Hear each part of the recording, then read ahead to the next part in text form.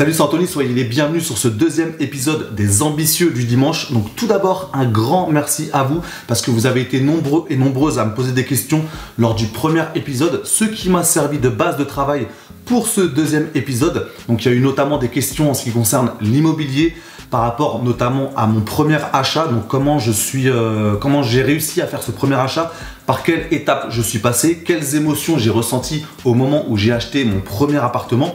Également des questions en ce qui concerne la bourse, particulièrement en ce qui concerne l'action totale. Également des questions en ce qui concerne le mindset, donc quelles étapes j'ai réussi à franchir pour avoir aujourd'hui le tempérament que j'ai, en sachant que c'était pas du tout le cas quand j'étais plus petit. J'avais le tempérament de quelqu'un qui se pose tellement de questions qu'il est paralysé, qui a du mal à s'extérioriser et qui est donc presque prisonnier de son mental, donc comme une prison mentale. C'est vraiment une image forte, mais c'est réellement ce que je ressentais à cette époque de ma vie. Donc je vais essayer de vous expliquer le plus précisément possible les différentes étapes que j'ai réussi à franchir, quels sont les exercices que j'ai mis en place, quelles sont les lectures qui m'ont aussi servi tout au long de ce parcours pour devenir la personne que je suis aujourd'hui, en espérant que je vais continuer à progresser. Et enfin, en fin de vidéo, on va vraiment aborder un sujet hyper important, c'est tout ce qui touche à l'environnement en fait, les rencontres que vous faites dans votre vie, en sachant que, c'est mon point de vue, j'estime dans la vie qu'on a quelques rencontres qui se comptent des fois sur les doigts d'une main, qui sont vraiment impactantes, mais vraiment impactantes. Moi je sais qu'aujourd'hui j'ai 36 ans, il y a vraiment eu 2 rencontres au niveau du business de manière générale qui m'ont vraiment marqué, qui m'ont marqué sur le long terme parce que c'est des rencontres qui ont quasiment 10 ans et avec le recul, c'est encore des choses qui me servent aujourd'hui d'avoir eu ce genre de discussion avec ce genre de personnes. Je vous en parlerai à la fin de la vidéo. C'est vraiment quelque chose qui est hyper impactant dans votre vie, que ce soit dans le business ou que ce soit dans les autres domaines par rapport aux finances ou même par rapport à votre vie de manière générale. Avant d'attaquer cette vidéo, si ce n'est pas encore fait, pensez à vous abonner à la chaîne. Prenez une demi-seconde pour cliquer sur le bouton s'abonner pour vraiment continuer à faire grossir cette communauté de celles et ceux qui se donnent toutes les chances d'atteindre la liberté financière ou tout simplement d'être plus à l'aise au quotidien avec des vidéos en ce qui concerne la bourse, l'immobilier, la création de business ou tout simplement l'état d'esprit à adopter pour réussir dans ces différents domaines et vraiment faire en sorte de vivre la vie de ses rêves. Je sais que ça fait un peu cliché, mais c'est clairement le cas. On se donne toutes les chances d'avoir une vie qui correspond exactement à ce qu'on a au fond de nous. Donc pensez à prendre cette demi-seconde pour vous abonner et on attaque tout de suite le premier sujet avec une question de Nicolas qui m'a dit, donc je reprends la question en détail, qui me dit: quand tu as su que tu allais investir, quels sont les premiers mécanismes que tu as mis en place, les choses indispensables à savoir quand on débute? Donc ça, c'est une bonne question, hein, parce que quand on est débutant en immobilier, on se pose 50 000 questions. Il y a parfois même des questions qui sont tellement importantes que ça a tendance à nous bloquer. C'est quelque chose qui se passe dans la tête et ça peut des fois même entraîner le non-passage à l'action. C'est-à-dire qu'on ne passe jamais à l'action et on passe plusieurs années à continuer à se poser des questions et finalement on ne fait jamais rien. Donc pour vous réexpliquer mon parcours, le premier appartement que j'ai acheté, donc c'était un appartement sur plan, grosse erreur, c'était en 2010, donc j'ai été livré en 2010, donc c'était un appartement en VFA. Et par rapport à cet appartement, donc c'était ma résidence principale, c'est vraiment un achat aujourd'hui, j'allais dire que je regrette, mais à l'époque j'avais l'impression que c'était un bon achat. Donc c'est pas l'achat dont je vais vous parler maintenant parce que c'était plutôt ma résidence principale, même si aujourd'hui je la possède encore, que je l'ai transformée en location, en fait je l'ai mis en location. Je vais plutôt vous parler de mon premier investissement immobilier, vraiment le moment où je me suis dit j'achète un appartement réellement pour investir. Donc ça c'était lors de l'achat d'un appartement qui fait 78 mètres carrés pour une colocation de 4 chambres que je possède encore aujourd'hui parce que ça fait seulement 3 ans et demi maintenant que je l'ai acheté. Ça fait 3 ans que je l'ai mis en location parce qu'il y a eu plusieurs mois de travaux. Donc avant d'acheter cet appartement, je vais être totalement transparent avec vous. J'ai acheté une formation de Michael Ferrari dont je vous ai une fois parlé dans une vidéo. Et ce qui m'a vraiment permis avec cette formation, ce que j'ai vraiment aimé en fait, c'est l'échange qu'on a pu avoir dans le groupe Facebook privé. C'est quelque chose qui était intéressant parce qu'on voyait des personnes qui étaient un petit peu plus avancées que nous ou également des personnes qui étaient au même stade que nous, qui se posaient des questions par rapport au premier achat immobilier, quelles sont les choses importantes à prendre en compte, quelles sont les choses à côté desquelles ne pas passer. Donc vraiment les questions de débutants, c'est des échanges qui m'ont servi énormément pour ce premier achat. Après, il y a eu aussi à cette période la lecture du livre Père riche, Père pauvre qui m'a permis d'ouvrir un petit peu les yeux sur des aspects que j'avais pas encore très bien compris en ce qui concerne les finances de manière générale, même si j'avais déjà fait du travail par rapport à ça. Donc c'était vraiment cette période-là, donc c'était en 2017 parce que j'ai acheté cet appartement, ce premier appartement en investissement locatif début 2018, on a signé chez le notaire. Donc toute cette phase de formation, c'était en 2017, je me rappelle très bien. On était avec ma compagne en vacances l'été et j'étais à fond dans la lecture de Père riche, Père pauvre et je commençais à regarder vraiment en détail les différentes vidéos de cette formation de Michael Ferrari. Après, on va pas rentrer dans le détail sur ce que je pense de cette formation, c'est pas l'objectif de cette vidéo, mais voilà, j'étais vraiment plongé, j'étais immergé et c'est vraiment ce que je vous conseille de faire, c'est que quand vous vous donnez un objectif dans la vie, que ce soit acheter un appartement ou que ce soit passer un concours ou peu importe, vraiment appliquer à la lettre ce principe d'immersion. C'est-à-dire que vous allez vous plonger à 100% dans cet objectif-là, comme si quasiment rien n'existait autour de vous, à part bien évidemment votre famille, parce qu'il ne s'agit pas non plus de mettre tout le monde de côté, mais vraiment c'est cet aspect de se dire ok, je me lance dans un objectif. Je suis comme un missile à tête chercheuse, c'est-à-dire que j'ai mon objectif en ligne de mire, je vais tout le temps suivre cet objectif.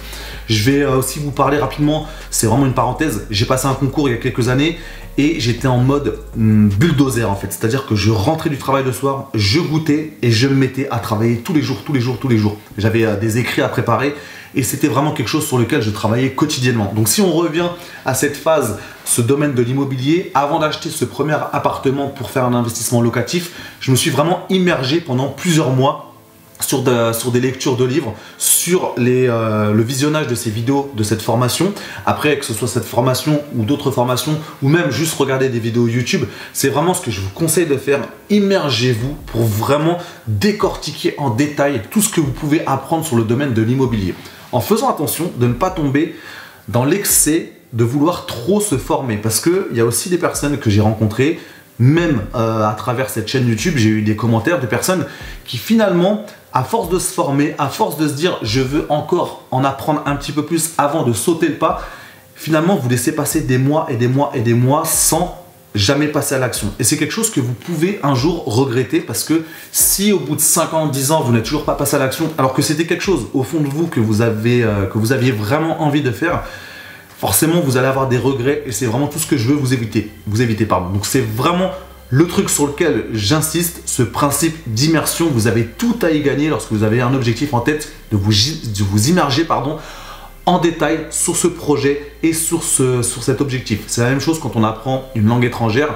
Il n'y a rien de mieux que de partir dans le pays en question et de s'immerger avec des personnes qui ne parlent que cette langue. C'est-à-dire que vous n'êtes pas avec des personnes qui parlent français. Donc si vous voulez vous faire comprendre, vous allez devoir passer à l'action et vous allez devoir apprendre cette langue. Même si au début c'est difficile, même si au début vous avez que quelques mots de vocabulaire, ce principe d'immersion va vous faire progresser beaucoup plus vite que si vous étiez juste en France en discutant avec une personne qui parle également français et qui vous donne des cours dans cette langue, que ce soit l'anglais ou l'espagnol, et qui de temps en temps est capable de revenir au français en fait. C'est quelque chose qui va forcément vous faire aller moins vite. Donc principe d'immersion très très important. Pour rebondir sur la question de Nicolas, pour aller un petit peu plus loin, lorsque vous avez envie de passer à l'action pour acheter votre premier appartement, ce qu'il est important de faire également, c'est de commencer à vous créer un réseau. J'en ai déjà parlé dans une vidéo. Prenez du temps pour aller discuter avec différents agents immobiliers. C'est ce que j'ai fait et assez rapidement, j'ai rencontré un agent immobilier qui est devenu un ami parce qu'on fait même des sorties ensemble. On fait même du foot quand c'était encore ouvert, du foot en salle. On faisait du foot ensemble parce qu'on a eu des points communs. On a eu une bonne accroche assez rapidement et c'est quelque chose qui m'a grandement servi parce que dès que je voyais une annonce qui m'intéressait, même si elle n'était pas dans son agence, vu qu'il y avait un fichier commun, je pouvais quand même passer par lui pour aller visiter cet appartement, ce qui lui permettait également de recevoir une partie de la commission, de se partager la commission avec l'agent de l'autre agence immobilière. Et finalement, le fait d'avoir quelqu'un de confiance, le fait d'avoir quelqu'un avec qui vous avez une bonne entente, c'est vraiment un atout parce que déjà les visites se passent avec une ambiance un peu à la cool. C'est toujours sympa d'être en mode un peu détendu, ce qui ne veut pas dire que vous passez à côté d'éléments importants, mais c'est quand même sympa de passer un bon moment. Et en plus, au moment où vous allez avoir une négociation avec le vendeur, c'est quand même bien d'avoir un agent immobilier qui travaille réellement pour vous parce qu'il y a en plus une affinité qui s'est créée. Donc c'est vraiment ce que je vous conseille, de commencer à constituer un réseau quand vous avez l'ambition d'acheter votre premier appartement ou votre première maison pour la louer. Deuxième question, c'est une question de Quentin qui rejoint un petit peu la question de Nicolas. Quentin nous dit, est-ce que la prochaine fois tu pourrais nous raconter ton expérience quand tu as acheté ton premier appartement? Comment tu t'es préparé? Qu'est-ce que tu as ressenti? Qu'est-ce que ça t'a fait une fois qu'il était à toi? Donc on revient sur ce que je disais sur l'achat de ce premier appartement pour faire un investissement locatif. Si je reviens sur ce que tu as dit, donc comment je me suis préparé, j'en ai déjà parlé juste avant. Après, qu'est-ce que j'ai ressenti? De l'excitation parce que j'étais vraiment sur un projet qui me tenait à cœur. C'était le projet d'avoir une colocation. C'était un petit peu à la mode, j'en ai déjà parlé aussi. C'est dans une ville qui n'avait pas beaucoup de concurrence à ce moment-là, même si depuis ça a un petit peu évolué. Et vraiment, quand je suis rentré dans cet appartement, je m'en souviens vraiment très très bien. Je suis rentré dans l'appartement, au bout de 15 secondes, je me suis dit, c'est celui-là que je vais acheter. Souvent, ça marche comme ça, hein. C'est difficile à expliquer, mais c'est des choses que vous ressentez. J'avais tellement bien préparé le schéma dans ma tête, je savais exactement quel type d'appartement je voulais, je savais exactement comment je voulais agencer les pièces pour en faire une colocation. Quand j'ai vu la résidence, déjà, je me suis dit, ok, la résidence, elle est très bien placée parce que je connais très bien cette ville. Elle est idéalement placée entre la gare et le centre-ville. La résidence est en retrait de la rue, il y a des espaces verts, ça a l'air assez calme, donc c'était déjà des bons points. Et vraiment, j'insiste là-dessus, hein, j'ai mis le pied dans l'appartement, au bout de 15 secondes, j'ai fait, ok, c'est celui-là que je veux. Même si c'était un appartement dans lequel il devait y avoir des travaux, c'était quelque chose que je ressentais. Donc je ne me suis pas posé 50 000 questions. Et c'est vrai que si on a quelqu'un à ce moment-là qui est à côté de nous, peut avoir tendance à se dire mais tu prends une décision super vite, comment tu peux aussi rapidement te dire je vais l'acheter? Mais en fait, les décisions que vous prenez sont rapides parce que vous avez fait un gros travail en amont. C'est pour ça que c'est des bonnes questions de savoir comment je me suis préparé, parce que le fait de pouvoir prendre une décision rapide, là j'ai réussi à le faire parce que j'avais fait énormément de choses avant. Je m'étais formé, j'avais eu aussi l'expérience en fait de rénovation dans ma maison parce qu'il y a eu des gros travaux quand on a acheté la maison. On a eu quasiment 50 000 € de travaux, il fallait refaire toute l'électricité, il fallait refaire pas mal de plomberie, il fallait recréer un étage parce que c'était un étage qui était existant mais qui n'était pas habitable, donc il fallait tout faire monter en fait, les colonnes d'eau, il fallait faire monter l'électricité, donc il y avait énormément de choses à faire, il fallait refaire toute l'isolation, il fallait mettre du placo partout, il fallait mettre du carrelage, il fallait mettre du parquet, enfin voilà, il y avait quand même pas mal de travaux. Et le fait d'avoir eu cette expérience-là avec ma maison, ça m'a permis aussi de me dire dans cet appartement, ok, il y a des travaux, mais sincèrement, ça me fait pas peur. J'arrive déjà à voir comment ça va être une fois que ce sera terminé. Donc j'arrivais vraiment à me projeter. Donc c'est pour ça que j'insiste là-dessus.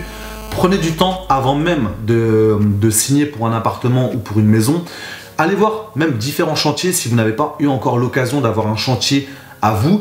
Allez voir d'autres chantiers. Allez même poser des questions aux personnes que vous connaissez qui ont eu un chantier pour savoir comment comment ces personnes ont réussi à vivre le chantier. Est-ce qu'il y a eu des choses qui se sont mal passées? Est-ce qu'il y a des choses qu'elles auraient aimé faire autrement? Donc vraiment prenez du temps pour discuter avec beaucoup de personnes pour vous forger cette expérience qui facilitera ensuite votre prise de décision. Question suivante, question de Yves en ce qui concerne la bourse, qui me dit: pourrais-tu prochainement nous partager ton expérience sur la bourse? Chronologie, passage à l'action, échec, victoire, nouvelles orientations. Donc ça, c'est une très bonne question également pour savoir un petit peu mon parcours, même si ça ne fait que 6 ans que j'investis en bourse parce que j'ai ouvert mon PEA en 2015.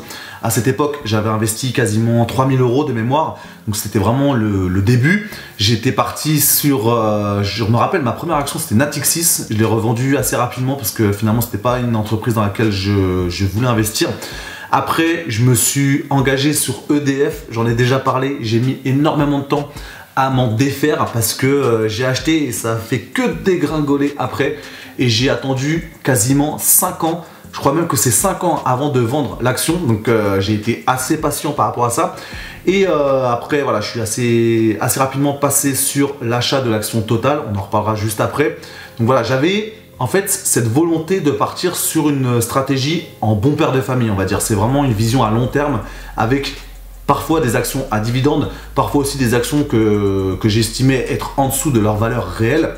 Donc voilà, vraiment partir sur des choses qui ne sont pas comment dire, qui ne sont pas chronophages et qui ne sont pas aussi impactantes en termes de stress, parce que je voulais pas partir sur quelque chose sur lequel j'allais être tout le temps à regarder les cours de bourse, à être impacté émotionnellement. Je voulais vraiment partir sur une stratégie, comme je disais, en bon père de famille. Donc c'était ma volonté au début.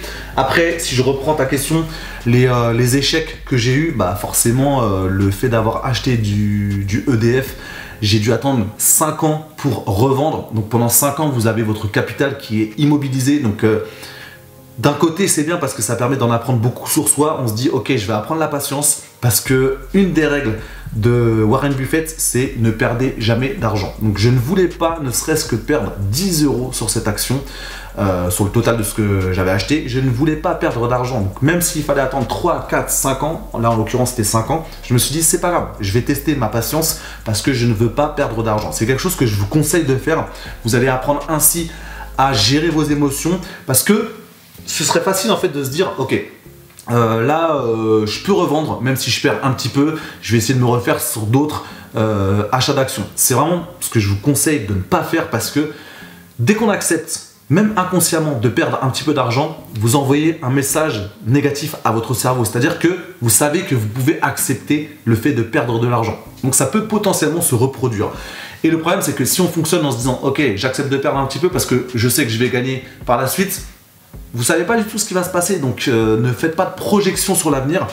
Attendez parfois certains mois. Après, si vous commencez à attendre certaines années, c'est que vous avez fait un mauvais choix. Moi, en l'occurrence, c'était un très mauvais choix.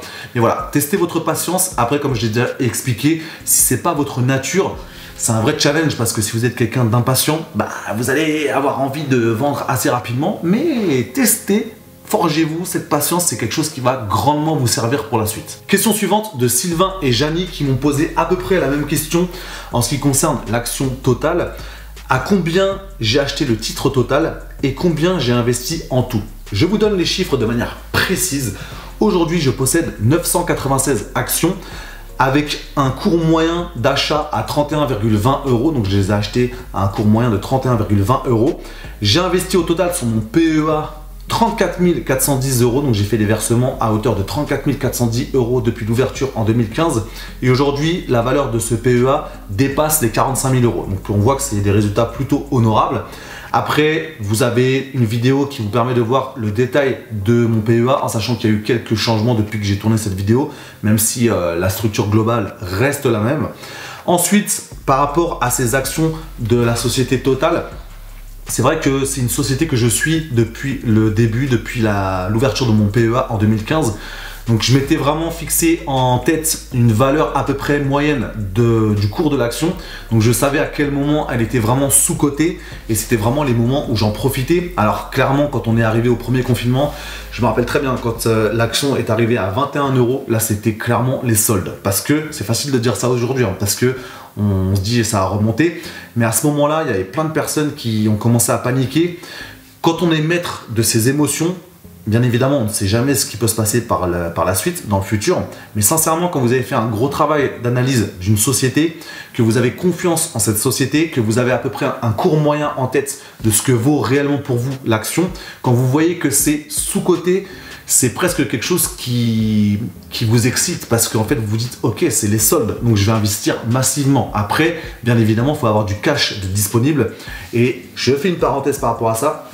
C'est là qu'on voit toute l'importance des personnes qui sont plus avancées que nous et qui ont vraiment aussi de l'expérience, parce que ces personnes étant plus avancées ont forcément plus de montants à investir, et en plus, comme elles ont de l'expérience, elles savent à quel moment il faut avoir du cash de disponible. C'était le cas lorsqu'on a parlé des interviews de Gilles, Grimm et de Mehdi. Soit à un moment donné, ils font de l'arbitrage, c'est-à-dire qu'ils vendent certains appartements parce qu'ils veulent récupérer du cash, parce qu'ils sentent qu'il va y avoir des bonnes affaires qui vont arriver. Soit en bourse, il y a aussi des personnes qui se disent ok, je vais encaisser la plus-value sur cette action parce que je sais qu'à un moment donné, je vais avoir besoin de cash pour rentrer sur une autre action. Donc c'est vraiment essentiel d'avoir ce feeling, de se dire ok, je sens les moments où j'ai besoin d'avoir du cash parce qu'il va y avoir des affaires à saisir. Bien évidemment, il faut être capable aussi de vraiment suivre cette stratégie, parce que des fois, on a beau le savoir, on le fait pas forcément. Et aussi, il faut avoir certains capitaux, parce que quand on commence à investir seulement avec 500 ou 1000 €, forcément les résultats ne sont pas très importants, même si c'est pas grave, c'est quand même le fonctionnement qui est intéressant. Mais je le répète, plus vous allez prendre de l'expérience, plus vous allez presque ressentir les moments où il faut rentrer massivement et avoir du cash de disponible.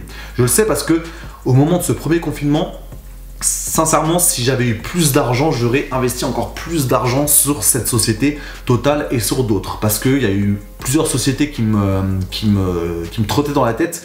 Et quand j'ai vu à quel point elles descendaient en sachant que j'avais encore confiance et que je savais en fait qu'elles allaient rebondir, je me suis dit c'est frustrant de ne pas avoir assez d'argent pour pouvoir investir massivement. Et je me suis dit à ce moment-là, les personnes qui ont beaucoup d'argent, elles vont vraiment se gaver à ce moment-là. Et je suis sûr qu'il y en a plein qui ont fait exactement ça. Donc vraiment, on se donne tous les moyens d'avoir le maximum de cash de disponible pour profiter de ces périodes presque de solde en ce qui concerne les différentes actions qu'on suit depuis plusieurs mois, voire plusieurs années. Question suivante, question de Val. Donc si tu regardes cette vidéo, je te passe le bonjour. Qui me dit, vu l'importance du mindset pour avancer dans ses projets, ce serait bien de développer le sujet en termes de lecture, de méthodes, d'exercices qui ont marché pour toi. Ça aussi, c'est une excellente question parce que clairement, quand j'étais petit, j'étais pas du tout quelqu'un d'acharné. J'étais pas quelqu'un de persévérant. J'avais plutôt tendance à m'effacer et à laisser les autres profiter de plein de choses, presque à profiter de moi, à faire des choses alors que moi j'étais capable de faire parfois beaucoup mieux, mais j'ai resté dans mon coin, donc j'ai laissé les autres presque sous les projecteurs. C'est quelque chose qui était compliqué à vivre parce que quand vous avez l'impression en fait d'être tout le temps spectateur de votre propre vie, encore plus à cet âge où on a envie de profiter le maximum, c'est quelque chose qui est frustrant. Donc il y a eu quand même pas mal d'années où je ne savais pas quoi faire, je ne savais pas quels exercices je pouvais mettre en place, qu'est-ce que je pouvais me dire dans ma tête pour essayer de progresser. J'avais vraiment l'impression de stagner, voire même de régresser parce que les années avançaient et je ne voyais pas d'évolution. Jusqu'au jour où en fait il y a eu plusieurs jours comme ça, en fait il y a eu plusieurs déclics progressifs. J'aime bien cette notion de déclic. Il y a des moments dans la vie où en fait d'un seul coup vous avez comme quelque chose qui s'allume dans votre esprit et vous ne savez pas pourquoi et vous sentez tout de suite un progrès qui se met en place. Je me rappelle très bien parce que à cette époque, donc j'ai fait du foot pendant très longtemps en club et je me rappelle de ce premier déclic. J'avais de mémoire, je crois que c'était à 16 ou 17 ans. J'avais une équipe dans laquelle il y avait des fortes personnalités et je n'osais pas parler. Il y a des personnes à qui je n'avais pas parlé depuis le début de la saison, au mois de septembre. On était, alors peut-être je m'en souviens pas très bien parce que j'étais beaucoup plus jeune. J'étais peut-être au mois de février ou mars, je n'avais toujours pas parlé aux fortes têtes de l'équipe. C'est quelque chose qui me pesait parce que limite quand j'avais le ballon, je le donnais tout de suite à quelqu'un. Je voulais surtout pas être la personne qui tient le ballon. Et un jour, j'ai fait un tournoi de foot dans mon lycée et on s'est fait allumer. On a perdu tous nos matchs et je me suis senti tellement minable sur le terrain parce que je me suis dit mais attends, tu t'entraînes depuis des années, tu sais que tu as des qualités, tu as du potentiel. Ce que tu produis sur le terrain, ça ne vaut rien du tout. Donc j'ai vraiment été dur avec moi-même et je ne sais pas pourquoi, dès le lendemain, il y a eu quelque chose qui s'est allumé dans mon esprit. Et l'entraînement suivant dans mon club, je sais pas pourquoi, j'ai commencé à parler avec les gars avec qui je n'avais jamais parlé depuis le début de l'année. Donc c'est quelque chose qui a servi de premier déclic. Après, il y a eu un autre déclic beaucoup plus tard. C'était suite à une rupture avec une fille, alors que finalement ça n'avait pas duré très longtemps. Mais je sais pas pourquoi, j'étais un petit peu accroché. Et en fait, je me souviens très bien de ce moment où je me suis dit, ok, tu as deux options. C'est soit tu vas te prendre la tête à tout le temps ressasser ce qui s'est passé, soit tu profites de ce moment-là pour te botter les fesses et vraiment faire en sorte de enfin vivre réellement ta vie avec tous les projets que tu as envie de mettre en place. Je me rappelle très bien, c'était en 2009. À ce moment-là, ça a été un déclic mais hyper puissant parce que du jour au lendemain, je me suis dit, ok, tout ce que j'avais envie de faire depuis des années, je vais le faire. À ce moment-là, j'avais envie d'apprendre à danser la salsa depuis très longtemps. Je me suis mis à faire des cours de salsa. Donc j'ai suivi des cours peu de temps après ce déclic. J'ai aussi commencé à monter mon entreprise de coaching sportif à domicile en sachant que ça faisait déjà plusieurs années que j'avais ce projet. Mais à chaque fois, je me posais plein de questions. Je me disais, est-ce que je vais être assez formé pour être capable de parler aux différentes personnes ? est-ce que je vais être, est-ce que ça va être bien en fait les cours que je vais donner? Est-ce que je vais savoir quoi leur dire? Est-ce que je vais être dynamisant, motivant? Est-ce qu'elles vont m'écouter? Donc je me posais 50 000 questions et ce jour-là je me suis dit ok, tu sais quoi, ça fait des années que tu as ça en tête, et bah tu vas le faire. C'était vraiment le moment où je me suis dit je vais faire tout ce que j'ai toujours repoussé. J'ai aussi, alors ça c'était plus un défi, je suis parti avec un pote comme ça sur un coup de tête, partir faire un saut à l'élastique du haut d'un pont, donc c'était un truc de fou et c'est quelque chose que je regrette pas du tout parce que c'est après voilà, on dépasse ses peurs et vraiment ce déclic a été phénoménal. À ce moment-là aussi j'ai décidé de m'intéresser à différents domaines, notamment le développement personnel. Donc après il y a énormément de choses à dire par rapport à ça parce que ça m'a amené jusqu'à assister au séminaire de Anthony Robbins à Rome en 2010. C'était en juin de mémoire, qui s'appelle Unleash the Power Within, donc UPW. C'est réveiller le pouvoir que vous avez à l'intérieur de vous. Et c'est un séminaire qui est ultra puissant. Après, voilà, il y a quand même des choses sur lesquelles il faut faire attention parce que ça peut vite partir.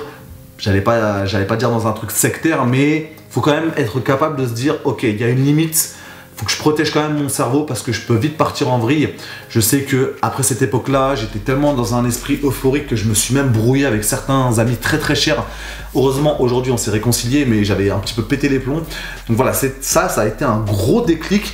Et vraiment, ce séminaire de Tony Robbins, il y a eu des choses qui ont été hyper puissantes et que encore aujourd'hui, j'ai en tête. En ce qui concerne les exercices qui ont marché pour moi et qui marchent encore aujourd'hui, deux choses importantes, la visualisation et le discours interne. Donc visualiser, c'est tout simplement prendre du temps, peut-être même chaque jour, pour tout de suite vous mettre dans l'état d'esprit de quelqu'un qui a déjà atteint son objectif. C'est quelque chose que j'ai fait lorsque j'ai passé un concours il y a quelques années, un concours hyper exigeant. Très souvent, je m'imaginais le jour des résultats comme si je voyais mon nom sur l'ordinateur et j'allais jusqu'à imaginer la place que j'aurais obtenue sur ce concours parce que c'était un concours où il n'y avait que 100 postes alors qu'on était plus de 1000 candidats et je m'imaginais réussir le concours et me voir à la place de 47e. Je me rappelle très bien, c'était 47e. Finalement, j'ai réussi à l'obtenir du premier coup, j'ai fini 69e, donc j'étais pas très loin, mais vraiment le fait de visualiser régulièrement cette atteinte d'objectif, ça renforçait finalement la motivation et c'est vraiment quelque chose qui était au niveau des émotions, c'était fort parce que on ressentait cette euphorie en fait de se dire mais je viens de réussir le concours, donc en fait ça donnait encore plus envie de ne rien lâcher, de bosser pour réellement transformer cette vision en quelque chose de réel. Donc ça c'est le premier point. Le deuxième exercice hyper important, c'est même plus qu'un exercice, maintenant c'est devenu une façon de vivre, c'est le discours interne. C'est vraiment avoir cette voix dans votre tête qui est là pour vous motiver et vous encourager. Parce que si vous ne maîtrisez pas votre cerveau, c'est votre cerveau qui va vous dominer. Donc c'est important de prendre le contrôle sur votre cerveau. Et ce discours interne, pardon, c'est quelque chose d'hyper puissant. Donc ça se travaille, c'est pas forcément quelque chose qui est facile au début, mais à force de travailler là-dessus, vous allez progressivement devenir votre propre coach et vraiment vous allez quasiment devenir inarrêtable. C'est pour ça que j'aime bien le terme d'acharné, j'en ai souvent parlé sur la chaîne, mais quand vous allez atteindre ce stade-là, finalement, il n'y a quasiment plus rien qui va vous faire peur parce que vous êtes une machine de guerre qui ne s'arrête jamais, qui sait exactement où il veut aller et qui se donne les moyens de réussir. Après, si je refais un retour en arrière sur le séminaire de Tony Robbins, à la fin du premier jour de ce séminaire, on marche sur le feu. Donc là, clairement, quand vous vous dites « j'ai réussi à marcher sur le feu », vous créez un précédent dans votre tête et vous vous dites « ok, c'est une métaphore pour vraiment montrer à quel point quand on conditionne son esprit, c'est un mot fort, mais c'est vraiment la réalité, quand on conditionne son esprit, on est capable de réaliser n'importe quoi. » Donc c'est vraiment les deux choses sur lesquelles je me suis appuyé pour réussir à avoir le tempérament que j'ai aujourd'hui, c'est discours interne et visualisation. Et c'est la même chose en ce qui concerne le fait d'être capable de parler en public. Donc la prise de parole en public, c'est quelque chose qui me terrorisait quand j'étais plus petit. Le simple fait de devoir me lever pour réciter une poésie ou pour jouer de la flûte quand j'étais en 6e, parce qu'à l'époque on faisait de la flûte, je ne sais pas si ça existe encore aujourd'hui, c'était quelque chose qui me tétanisait, alors qu'aujourd'hui c'est quelque chose que j'arrive à faire. Donc je vous dis pas que c'est hyper facile, mais voilà, j'ai mis en place des routines qui me permettent de prendre du plaisir dans le fait de parler en public. Il y a deux éléments sur lesquels je m'appuie, c'est la visualisation comme je viens de vous en parler juste avant. Donc j'imagine déjà le fait de faire ce discours devant quelqu'un, devant plusieurs personnes, Et j'imagine que ça se passe super bien, que je prends du plaisir. C'est quelque chose qui renforce ma motivation, qui me met dans un bon état d'esprit.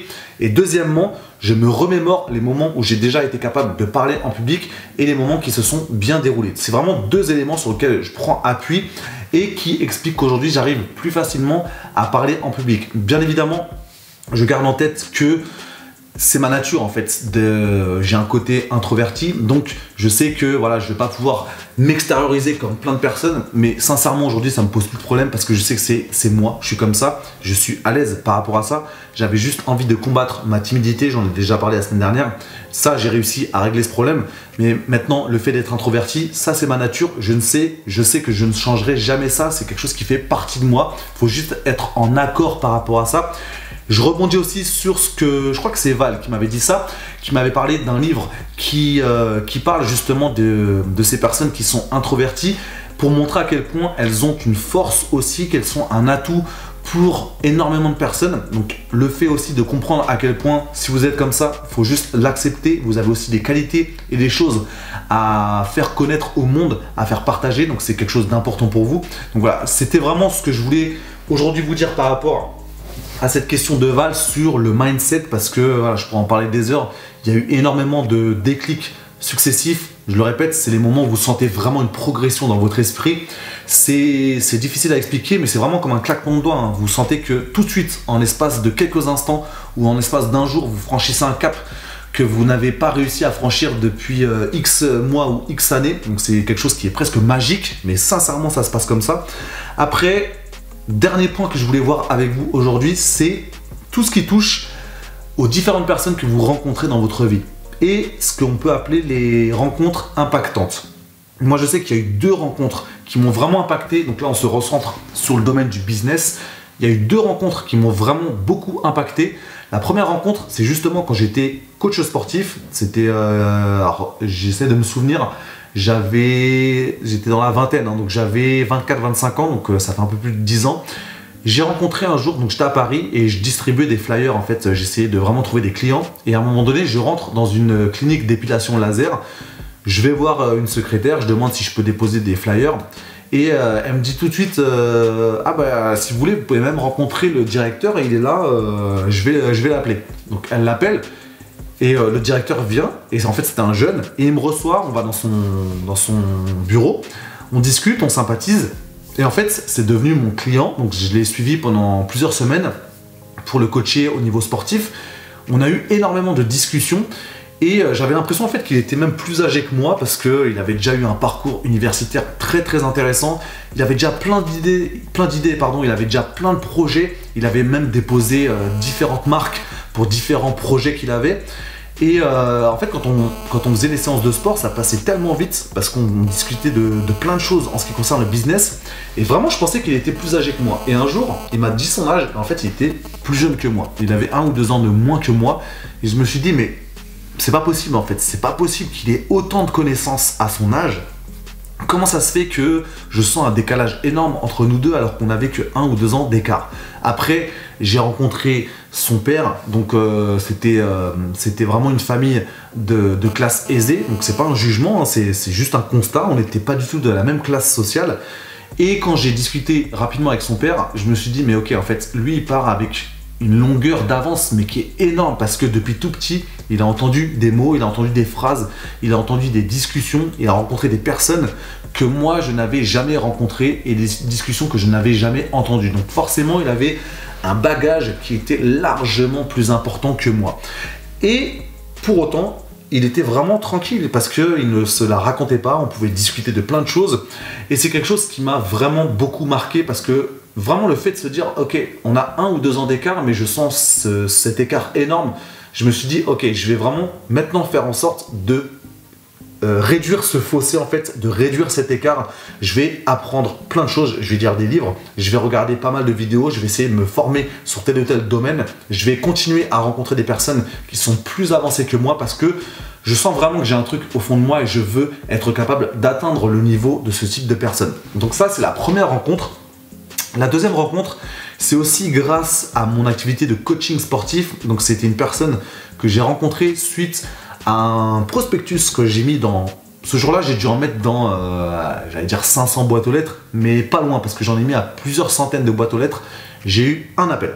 Mais cet appel-là, ça a été un appel énorme, parce que c'est une personne que j'ai suivie pendant plusieurs années, que j'ai coaché plusieurs fois par semaine pendant plusieurs années, et c'était un multimillionnaire. C'était quelqu'un qui était devenu PDG d'une multinationale à la fin de sa carrière, et sincèrement, ce qui m'a appris, je pourrais en parler pendant des heures, parce que toutes les discussions qu'on a eues pendant toutes ces heures où on faisait des séances de coaching, c'est inestimable. C'est inestimable d'avoir cette sensation d'être immergé dans l'environnement de quelqu'un qui est vraiment tout en haut en ce qui concerne les finances. C'est quelque chose qui me passionnait, de comprendre par quoi il était passé, quelles sont les étapes qu'il a franchies, quel parcours il a suivi, quel parcours il a mis en place, quelles sont les rencontres qu'il a fait, comment il a réussi à atteindre ce niveau financier dans sa vie, comment il a réussi à franchir tous les échelons pour arriver à être PDG de cette multinationale. C'est inestimable le fait de pouvoir être capable finalement de discuter avec des personnes qui ont atteint ce niveau financier dans la vie. Et il y a un truc que je vous conseille, si un jour vous avez la chance de rencontrer une personne comme ça, invitez-la au restaurant pour vraiment avoir 2 heures devant vous pour discuter tranquillement de plein de sujets différents. Et préparez des questions pour ce repas, parce que c'est un moment qui est privilégié, durant lequel vous allez apprendre énormément de choses.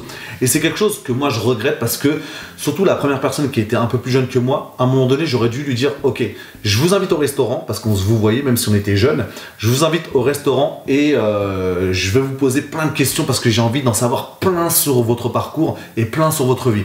Et c'est quelque chose que la personne en face de vous va presque avoir bonheur à faire, parce que c'est toujours intéressant d'avoir quelqu'un qui nous dit ok, j'ai envie de savoir exactement par quoi vous êtes passé, j'ai envie de connaître votre parcours. C'est quelque chose de gratifiant. Donc je le répète, si à un moment donné vous avez la chance de rencontrer une personne dans une rencontre impactante, prenez le temps de l'inviter au restaurant pour vraiment avoir du temps devant vous et discuter de plein de choses différentes, et préparer vos questions. C'est quelque chose qui peut grandement vous servir pour la suite. Nous voici maintenant arrivés à la fin de cette vidéo. Si elle vous a plu, pensez à mettre un maximum de pouces en l'air, ça aide énormément au référencement. Dites-moi aussi dans les commentaires quelles sont vos questions pour le prochain épisode des Ambitieux du dimanche. Vous avez vu qu'on rentre vraiment en détail sur les différentes questions que j'ai eues sur le premier épisode. Donc je vous remercie pour vos différentes questions. Je vous cache pas que j'étais un petit peu fatigué, j'espère que ça s'est pas trop vu à l'écran, parce que j'ai passé 2 semaines consécutives à travailler dans le jardin de mes parents pour vraiment refaire tout à neuf. On a terminé de semer hier soir, donc c'était un gros chantier. Là, je ressens vraiment une fatigue physique, donc je vais tranquillement aller me détendre. Je vous souhaite une excellente journée, un bon dimanche, et je vous dis à très bientôt pour la prochaine vidéo.